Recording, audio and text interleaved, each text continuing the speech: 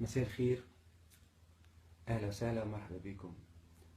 مانيش نقول في 9 مساء ولا كبقية البرامج اللي كنت نقدمها سابقا. اليوم مانيش نخاطب في المتفرجين متاعي، اليوم نخاطب في الشعب التونسي الكل باش نفسر له ماذا حصل بالضبط يوم الثلاثاء الفارط ومحاولة اغتيالي قبالة منزلي من طرف مجموعة 3 من دول العربية. فتفهموا بالكلام متاعي لماذا وقعت العق صراحة. ليست المرة الأولى ولا الأخيرة التي سيطلق فيها القضاء التونسي الإرهابيين ومجموعة الإرهابيين. تذكروا جيدا 8 الذي وقع اطلاق سراح من طرف حاكم التحقيق، واللي وقع القبض عليهم بعدها من طرف الجرجاني. ميليشيات الفيسبوك والتي يعرفها جيدا والعديد منكم يعرفها جيدا، والتي احتلت الفيسبوك منذ سنوات، قالت بأنه معزة غربية يعمل في البوز ليتلقى فستق التاسع. أولا أنا عمري عملت البوز ليتلقى أي برنامج من برامجي، وأنا أتكلم نادرا في حديثي الإذاعية والتلفزية، ما نقومش ياسر بالحوارات. وحتى رمضان كان مفاجأة بالنسبة للرأي العام، لأني لم أتكلم كثيرا عن البرنامج متاع رمضان. هل تعتقدون الآن الناس اللي كانت تفرج فيها في الحق معاك والناس اللي تعرف مليح في الحق معاك إنه لو كان ممثل ولا كنا نهار من نهارات مثلنا في حتى حالة وعيطوا لهم الكل إنه فما امرأة طلبت مني إني ناخذ 1.5 مليار 1 مليون دينار 1.5 مليون مقابل أن تاخذ حقها من الدولة التونسية يسوى 5 مليارات. والناس شاهدة ماذا كان رد فعلي وقتها وماذا قلت لهذه المرة. ونحب نقول للسيد اللي جاني أيام الحملة الانتخابية الرئاسية ليعرض علي الأموال ملايين الدولارات باش نحاز إلى طرف على طرف، والذي اتصل ببعض شركائي بأنه يعلم جيدا بأنه لا عندي حتى كونت في الخارج. وتعرف جيدا الديوانة اللي تبعتني واللي عاتت لي مرة على ليجينيان في حادثة تقتل بالضحك، مسيبين كل مهربي البلاد، وأنا معزمة غربية مشيت نبحث في صمت. لا تكلمت ولا حبيت نعمل بوز على 4 رئيس اعتقدت الديوانة اللي جبتهم بطريقة غير شرعية، والقضاء بيننا بأني جبتهم بطريقة شرعية. ثم توجه بالكلام السيد سليم بالحميدان وقت اللي كان وزير أملاك الدولة، وتلك القضية الوهمية اللي يعرف مليح الأستاذ عبد العزيز السيد كيفاش تعاملت ولماذا تعاملت، واللي لأول مرة قضية فيها شركات مش قضايا فيها أشخاص. واتهمني وقتها سيد سليم بالحميدان والنيابة العمومية بالفساد، لكن فضحهم انه الرجاء الاتصال بالممثل القانوني نتهم الممثل القانوني للشركة الفلانية والشركة الفلانية والممثل القانوني للشركة الفلانية والشركة الفلانية هم عزمة غربية، وليس الممثل القانوني للشركة متاعي اللي أنا أصلا ليس مانيش الممثل القانوني متاعها. ويشكر القاضي الشريف حاكم التحقيق الشريف الذي فهم كل الموضوع وختم البحث بعدم وجود جريمة أصلا. لا هزيت محامين معايا هاي مات 9 مساء، وأنا كل أسبوع عندي 2 مواعيد معكم، ولا عملت شوشرة ولا تكلمت. مشيت وعملت القيس وتصورت وتهنت. معي فقط الأستاذ عبد العزيز السيد وهو شاهد على ذلك. خلينا نرجع. هذه المقدمة باش نقول لكم أنا ما نحبش نعمل بوز. كي جيت نحب نعمل بوز أنا زيت 100 محامي كيما يعملوا الناس الكل. 200 محامي كيما يعملوا الناس الكل. مشيت وحدي، تعرفت على القيس. حكم التحقيق كان شريفا، ليس كل حكام التحقيق اللي عندنا اليوم، وهذا اتهام مباشر. العديد من الموجودين في القضاء اليوم من وكلاء جمهورية إلى قضاة تحقيق بأنهم غير مستقلين بالمرة. خلينا نبداو ساعة نهار 3 اللي فات. شنو اللي صار؟ 3 اللي فات كنت في القهوة في المقهى اللي مقابل منزلي، في نسكن السيد اللي جاء نهار الجمعة، نهار اللي أنا روحت من بيروت، وزوز من الناس أخرين اللي جاوا سبقوا نهار الأربعاء وسكنوا في البلاص اللي مقابل اللي أنا نسكن فيه.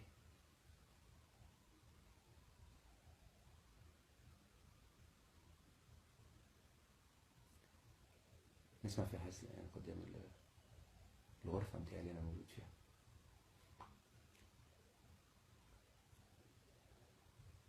قلت بأني عمري في حياتي لا حبيت نعمل بس. نهار 3 اللي فات رجل في المقهى حاطط تليفونه يستمع لمدة 15 دقيقة دون أن يتكلم أي حرف.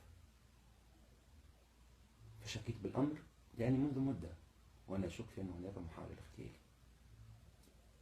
منذ رفعت رئاسة الجمهورية الحماية عني، ومنذ قرر وزير الداخلية أو لم يقرر، أنا لا أعلم، أنه لو كان وصلوا له المراسلات اللي عملتهم الكل، يعني بعثت العديد من المراسلات إلى وزارة الداخلية دون إجابة من طرف وزير الداخلية، لحماية شخصي بما حماية مقر التاسع. اسألوا عن عدد المحميين اليوم في تونس، واسألوا رئاسة الجمهورية. قلت أنا رئيس يعلم أو لا يعلم، لماذا رفع الحراسة عن شخصي ولم يرفعها عن نوفل الورتاني؟ وما يفهمنيش نوفل الورتاني بالغلط، نحب تقعد عنده الحراسة. اسألوهم الكل علاش نحاول الحماية الأمنية وحماية رئاسية، وعلاش أصلا بعد ما أنا نحاكي الحماية طلبت حماية من وزارة الداخلية إلى يوم الناس هذا ما جاتنيش. طلبتها من السيد محمد علي العربي اللي موجود اليوم في تركيا، أتاشي في سفارة نغاتي. السيد هذا لما اشتبهت به نزلت لقيت الشرطة اللي تحت في مقر بزنس نيوز، التجأت إليهم فجاوا بسرعة كبيرة.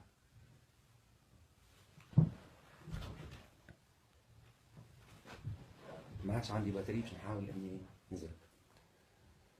وكل الابحاث اللي صارت في مركز البحث تؤكد محاولة الاغتيال، لأنه الرجل أولا قال بأنه عمره ما دخل القهوة، والشهود شاهدوه هو وزوز اللي معاه نهارين قبل يحوموا حول المقهى. وكل الأبحاث تؤكد صراحة بأنه كانت هناك محاولة لاغتياله.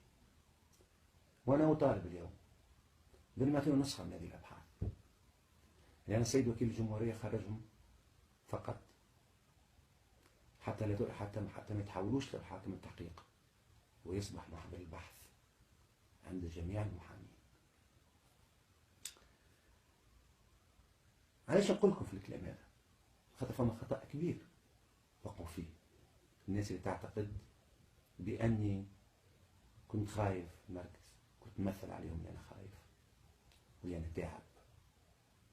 نحن نقول لكم أنه فما ناس آخرين جات من بعد ما سمعت بأن الليبيين موقوفين، اقترحوا علي لأول مرة في حياتي عمري ما ريتها، ما همش البوليسية تاع المركز، إنهم ياكلوني ملوخية. عمركم شفتوا ملوخية في المركز؟ هذوما ناس آخرين جاوا وأنا نعرفهم مليح واللي هما يسمعوا فيا تا. اللي ما عرفوش اللي أنا تمكنت من معرفة أرقام الثلاثة الليبيين، والآن سأتحدى من وراءهم وأي واحد ينجم يكذبني. كي خذيت أرقام الليبيين الثلاثة، هناك شرفاء في وزارة الداخلية مدوا لي بكل تفاصيل مكالماتهم يوم الأربعاء، يوم بعد محاولة الاغتيال وبعد ما أطلق سراحهم السيد وكيل الجمهورية حتى يغادروا البلاد. ما اكتفيتش بهذا، شرفاء الداخلية مدوني بكل أرقام اللي طلبوها واللي طلبهم، ونحب نأكد لكم بأن الأرقام غريبة ومسترابة وفيها أطراف داخلية من وسط البلاد أعرفهم جيدا يسمعوا فيا اليوم، واتصلوا بالسيد هذا وأعرف تنقلات على خاطر شرفاء الداخلية التليفون كي يبدأ يتكلم يعرفوه بالضبط هو وين، نعرف تنقلاتهم الكل واحدا واحدا، والأرقام الكل تاع المخابرات الأجنبية الكل نعرفها والكل عندي، وأتحدى الجميع اليوم لو كان واحد منهم ينجم يكذبني.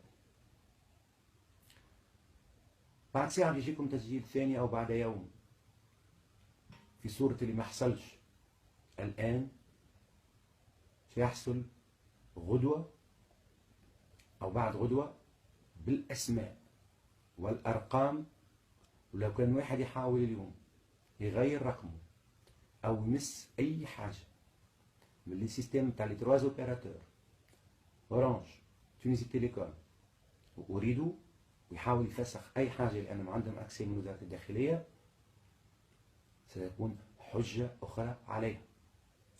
لأني ما اكتفيتش بالأرقام اللي جاتني شرفاء الداخلية، الأرقام اللي لقيتهم في القائمة مشينا أكثر، شكونهم وبشكون يتصلوا.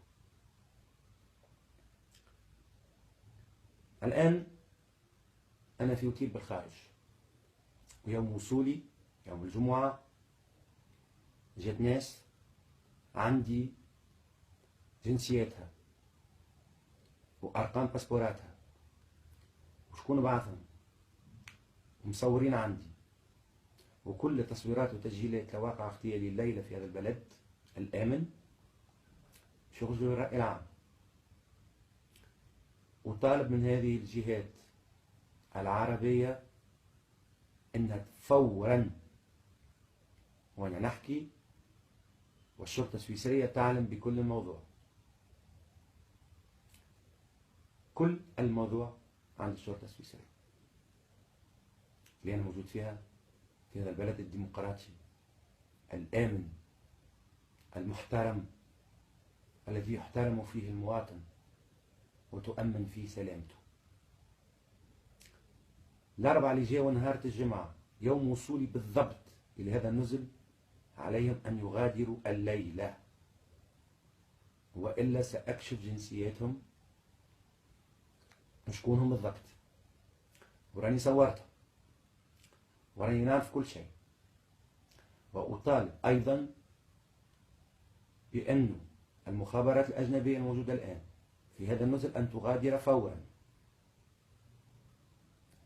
ونحب نقول لكم بأن من قتل شكري البلايد ومن قتل شكري البراهمي محمد البراهمي عفوا الله يرحمهم الزوز هما نفسهم اللي حاولوا اغتيالي نهار 3، وهما نفسهم موجودين في النزل هذا بشهادة العديدين الساكنين في هذا النزل واللي أنا موثق كل تحركاتهم بالكاميرا بالصورة والصوت.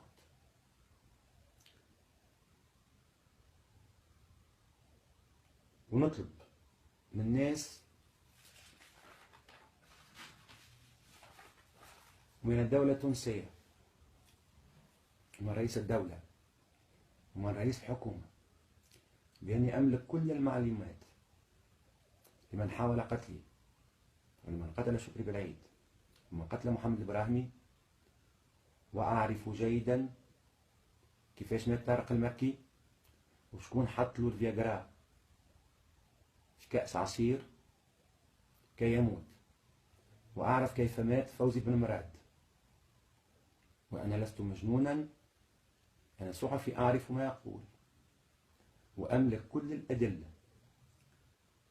على الوطنيين الشرفاء اليوم إنهم يرجعوا للبحث، وإنهم الناس اللي ساهمت من الداخل في محاولة اغتيالي إما أن تغادر البلد فورا فورا، والأفضل أن يكون هناك رجل في هذا البلاد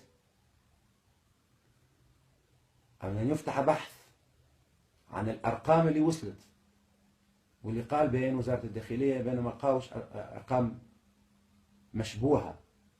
وأنا قدام رئيس المركز شفت كيفاش السيد يتلقى في التعليمات في التليفون اللي طلبه هو للرقم الليبي، وقدامي كيفاش أنا ورئيس المركز الشريف قبل أن تدخل جهات أخرى وتجي للمركز واطلبه للشهادة أمام الله بأنه كان يطلب طيلة 15 دقيقة، في نفس الوقت يجيوه ديلايت 5000 و4000 و10000 و5000 باش ينجم. بالطبيعة اللي جاوا من بعد هما اللي فهموا للسيد وزير الداخلية انه معز يهلوس والناس هذوما كانت في الكلينيك.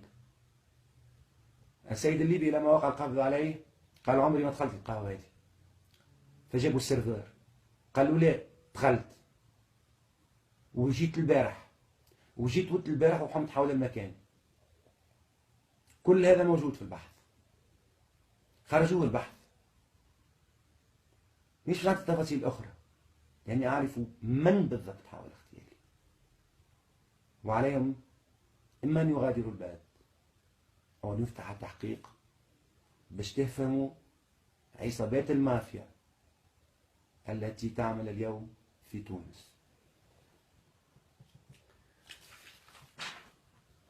ونحب نقول أيضا في الأخير بأن يعرف ماذا حدث بالضبط في باردو وفي نزل الإمبريال والمتورطين فيه من الداخل والخارج. وأنا لست برجل لا يقول الحقيقة، وأنتم تعرفوني مليح. ميليشيات الفيسبوك اللي بتتحرك تو وباش تقول بأني رجل مجنون يتفضلوا، يعني ستشوفهم أيضا. مافيات القتل عندي بالأدلة منذ سنوات وأنا أبحث الموضوع، لكنه لما وصل الأمر إلى محاولة الاغتيال على خاطرني عرفت حقيقة مقتل شكري بالعيد محمد البراهمي، أعلم جيدا أنه كل من سيتعرف عليه الحقيقة سيقع اغتياله أو قتله وسيموت بنوبة قلبية كما صار للمناضل فوزي بن مراد بعد كونفيرونس دو بريس الشهيرة، واللي قالوا لكم وقتها بأنه مريض بالقلب. اطلبوا مرته للشهادة وقولوا لها تقول بالضبط شنو قتلي كي كلمتني في التليفون. اطلبوا بو الشهيد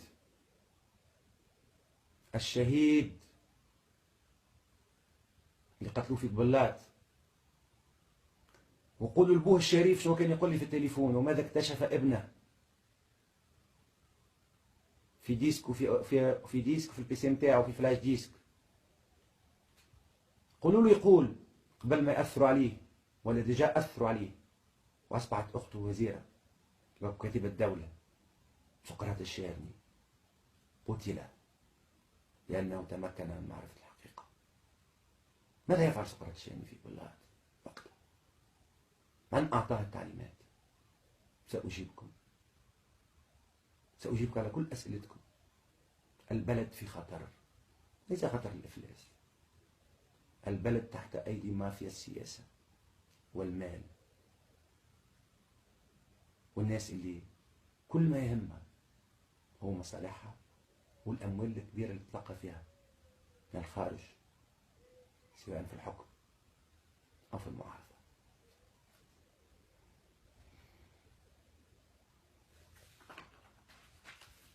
وننبه من الآن، صاحب الرقم 50/5 وبعد هو يعرف إنه ما يعمل حتى محاولة باش يسكر تليفونه، لأني عندي كل اتصالاته السابقة، وأي محاولة منه ستكشف. وهذا الشخص أعرف جيدا انتماءاته ولمن ينتمي.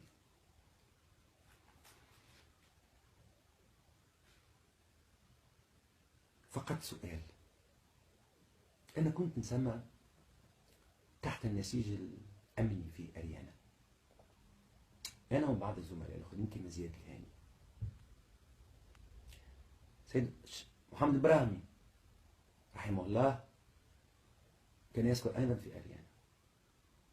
نحن نسأل عجاء علاش جات ورقة السيئة قال لك بالاسم إنه السيد هذا سيقع اغتياله، ليش ما نحطوش في القائمة اللي أنا فيها؟ أنا أهم منه، أنا مش مهدد وقته. يكفي كان يحطوه وقتها في النسيج الأمني، معناها كرهبة الدور تقعد الدور، محمد البراهمي كانش يموت. ورجعوا لآخر كلمة قالها في البرلمان، تفهموا علاش مات. ورجعوا لآخر كلمة قالها فوزي بن مراد في الكونفيرونس دو بريس نتاعو الشهيرة، تعرفوا علاش مات. الآن نحب نأكد بشهادة الناس الموجودين في النزل اللي أنا فيه وجود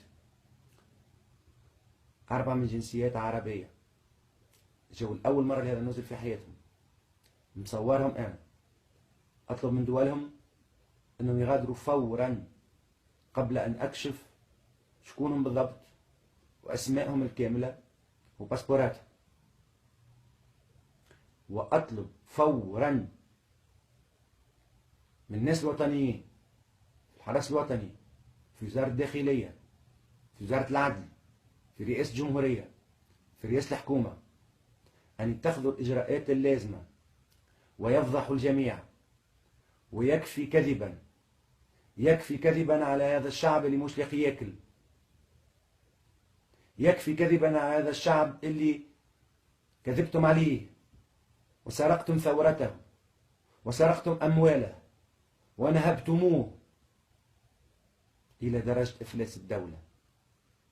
يكفي كذبا. السيد الباجي قايد سبسي يكفي كذبا.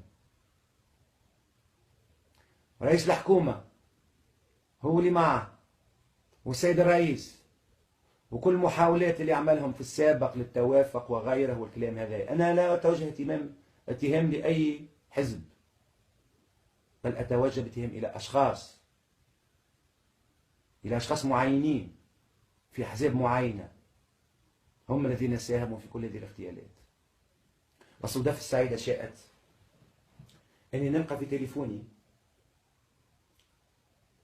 25 لوجيسيال ديسبيوناج، تنوريه لكم في وقت لاحق. كنت مسموح حتى وأنا ما نتكلمش، لكن تكلمت برشا لين الآخر، وقلت ما نحبش المصالحة، وإذا نتصالحوا مع الفساد الكل، حتى الفساد اللي بعد 14 جانفي اللي هما برشا، وحتى الفساد اللي نحاولوا من تحجير السفر. ونحب نقول للسيد رئيس الجمهورية إن كان يعلم أو لا يعلم بأن واحد الأشخاص هددني، وموجودة الفيديو عندكم، بعد الطيارة، ولم يتحرك أحد بالاسم أنا وزميل سفيان بن حميدة. ماذا فعلتم؟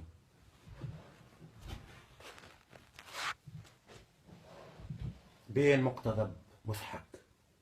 يتحدث عن حرية الصحافة والطيارة. دوني أن نتحدث عن الأشخاص التي تكلمت باسمه. من قالوا تكلم باسمه في عملية استقصائية ما زلت أعلم جيدا، وكان ثم شريف من شرفاء وزارة العدل سمعنا التسجيل حتى تفهموا ماذا يحصل في البلد، ماذا كانهم ما شمعوا حد التسجيل. أطلب من المحامين أنهم يطلعوا على التسجيل، أطلب من المحامين أو من القضاة الشرفاء أن يطلعوا الناس ماذا فيه التسجيل. وهذه حكاية فرعية الآن لا تهمه.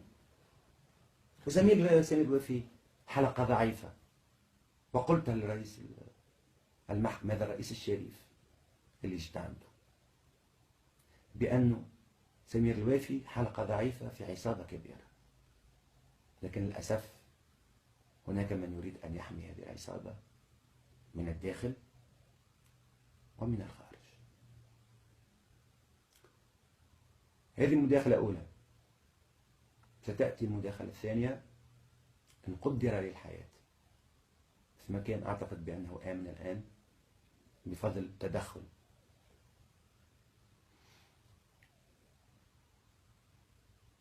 الناس اللي في هذا النزل ومدير الشريف واللي لا يحضر كل التحركات المستعرة في هذا النزل. وحذاري حذاري أي تكذيب، أي محاولة لإخراجك مجنون، نحكي سورتو على ميليشيات الفيسبوك، بأن الحديث القادم سيكون أكبر وأخطر. قوموا لبلادكم، اكفوا. وقفة رجل واحد من غير ما تكسروا، من غير ما تفسدوا. حافظوا على هذا البلد، ولكن افهموا أنه من يحكم فيكم اليوم حكومة ومعارضة، حكومة خاصة وائتلاف الحاكم، سيؤدون إلى خراب البلد. يلي سرقوكم ثروتكم، يا الشعب الفقير الكادح اللي ياكل بالزبلة.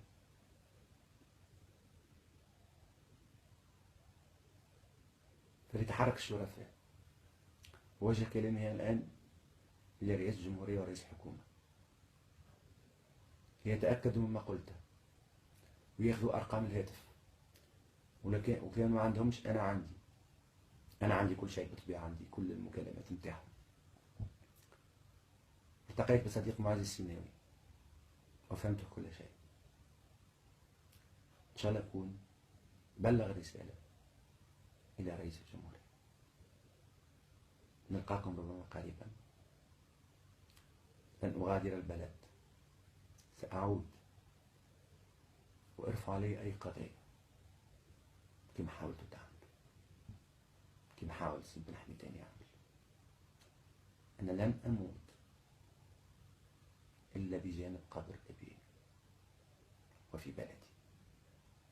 والتاسعة سترون المفاجآت التي ستبث، وسترون بأنها ستكون غير معزبة غربية إلا في بعض الأحيان، لأني ما عنديش الهلوسة والهاجس من تعني نطلع في التلفزة. طلعت ياسر، هذولي حتى كرهتوني. تكتشفوا الشباب الناشط الوطني المهتم بقضايا وطنه في الأيام القليلة القادمة تصبح